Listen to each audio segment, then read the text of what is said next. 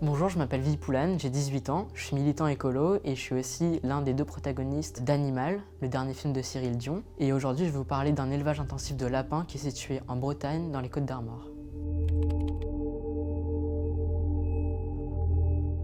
Là, du coup, on est rentré dans l'élevage de lapins et on voit que la densité de lapins par cage est énorme, ce qui est pas du tout des conditions de vie normales, quoi. Déjà, le lapin, à l'origine, de par son histoire évolutive, c'est un animal qui ne doit pas rester enfermé dans un lieu clos, quoi. C'est un animal qui est assez mobile.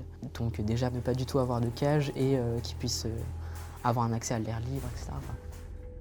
Enfin, c'est assez classique pour tous les animaux en soi. A priori, aucun animal n'a évolué pour vivre dans des cages. Enfin, il y a ce qu'on voit là, mais j'imagine que l'odeur doit être aussi extrêmement forte dans ces élevages-là.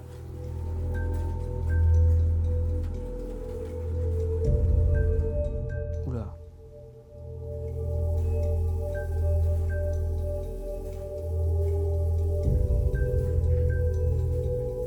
On voit qu'il n'est pas dans des conditions de vie appropriées, mais en soi, c'est quelque chose de classique dans la plupart des élevages.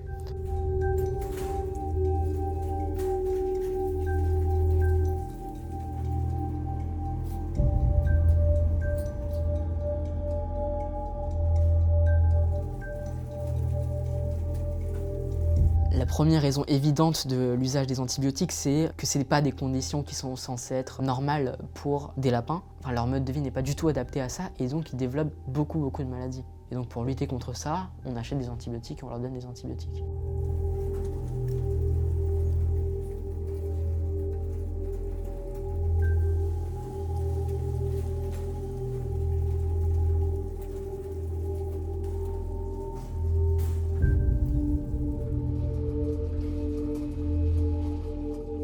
Donc là, on voit des nouveau-nés qui ont les pattes coincées entre les grilles de la cage et qui, a priori, n'arrivent même pas à se déplacer, quoi. Et on voit que la lapine n'y prête pas particulièrement attention, ce qui n'est pas du tout normal, quoi.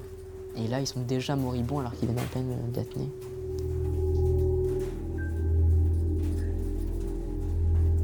Du coup, là, on voit le bac d'équarrissage.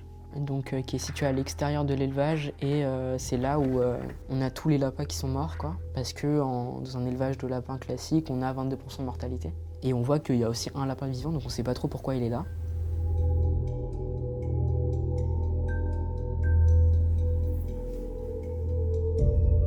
Ils utilisent des caddies de supermarché pour mettre les lapins et pour les déplacer à un autre endroit visiblement.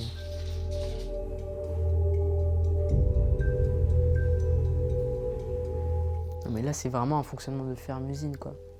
La faute, ce n'est pas directement imputable aux éleveurs, notamment parce qu'une grande majorité des éleveurs, je ne connais pas exactement la situation précise de cet élevage-là, mais beaucoup d'éleveurs, surtout en intensif, sont en grande difficulté aujourd'hui. Nous, l'éleveur qu'on a rencontré pour Animal, il gagnait 350 € par mois, il avait 200 000 € de dettes auprès de sa coopérative et auprès des banques. Donc évidemment qu'il est obligé de créer une forme d'insensibilité, en plus de notre culture qui nous fait croire que l'humain serait la seule espèce prodigieuse, intéressante, interdépendante, unique. Alors qu'en soi, toutes les espèces sont uniques, prodigieuses et interdépendantes. C'est la définition même du vivant, selon leur manière propre d'être vivant, quoi.